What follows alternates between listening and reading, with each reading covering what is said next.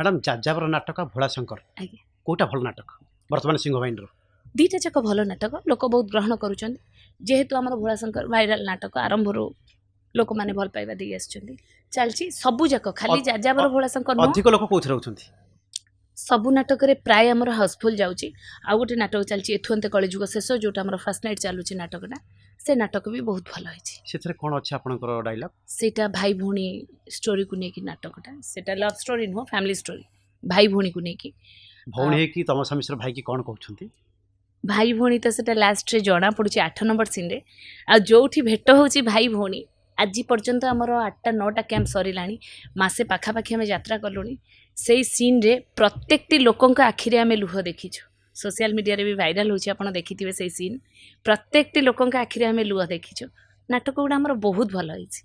तीनटा जक नाटक केही काहाकू कम नो सेते आमे कंपेयर कर भौणी भाई की कौन कहते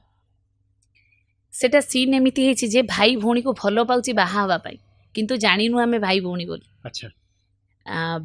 माने एक थर बा भल पाउची भौणी भल पाउनी कारण भौणी जानची भाईटा होची क्रिमिनल भौणी आउ जन को भल पाउची भौणी भाई को भल पाउनी सी ताठू सब बेले चाहूची दूरेकी रहिबा पई गोटे जगार जबरदस्ती से जाको भल पाउथिबो ताको बाहाइची तुम मथारे सिंदूर देले भाई हेची ईगल ईगल चौधरी पाखरु मु बंचिकी रही पारिबी बाहाघर परे सी जाइकी मो घरे पहुँची जबरदस्ती कहूँ तते मु एठू उठेई नेबी आ तो पई मु पागल सेठी गोटे सिक्वेन्स रे जना पड़ी जाउची मु गोटे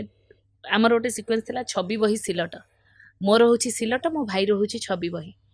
छवि बही सिलट को मु मो पाखरे साइती की रखी से छवि बही सिलट को से जेतले आसी फोपाड़ी देइची देखिची एटा होची छवि बही सिलट ए अदरकारी जिंस को तू काहे की रखीछु सेठू जना पड़ुची स्टोरी जाइची आगो को आमे भाई भौणी बोली